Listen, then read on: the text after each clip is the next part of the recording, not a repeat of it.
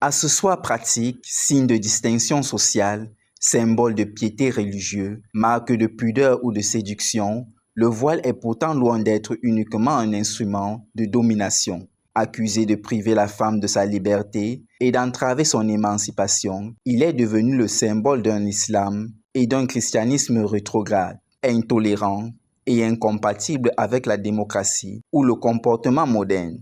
Or, le voile ne date pas d'aujourd'hui. Alors, ce que j'aimerais vous dire, même en Mésopotamie, c'est un signe réservé aux femmes libres et respectables. C'était 2000 ans avant Jésus-Christ. Le voile symbolisait la dignité. Par exemple, les prostituées et les esclaves n'étaient pas autorisés à se voiler.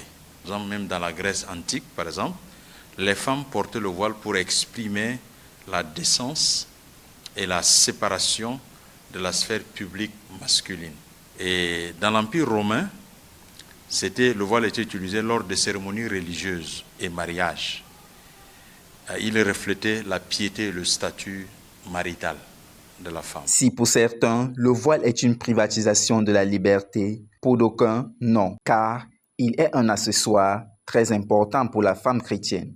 Dans le christianisme, dans le livre de 1 Corinthiens, le chapitre 11, le verset 2 à 16, Paul enseigne que la femme doit se couvrir la tête lorsqu'elle prie ou prophétise.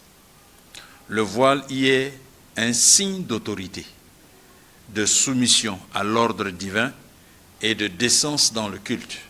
Loin de penser que la religion musulmane ait servi les femmes, au travers du voile, cet accessoire est d'une importance capitale. Dans l'islam, le Coran recommande aux femmes croyantes de se couvrir par pudeur, selon Sourate 24, le verset 31, Sourate 33, le verset 59. Le voile appelé en arabe hijab est perçu comme une barrière protectrice, un signe d'identité religieuse et d'obéissance à Dieu. Il varie selon les cultures. On parle de hijab, niqab, khimar, etc. Au Tchad, le voile est une affaire de goût, de choix et même considéré comme couverture pour des affaires louches, dit-on. Le voile, des fois, ça cache beaucoup de mauvaises choses. Et d'une part, ça couvre aussi nos sœurs. Par rapport à moi, le voile, ça couvre la femme et ça donne également la beauté de la femme. Puisque ça protège aussi contre la chaleur. Parce que déjà là, elles absorbent la chaleur chaque jour, chaque fois en sortant sans froid. Déjà que le froid peut protéger contre la chaleur. Le conseil que moi je peux donner aux jeunes filles actuellement, c'est de porter le voile. Même si elles ne peuvent pas porter, elles peuvent mettre ça sous forme d'écharpe.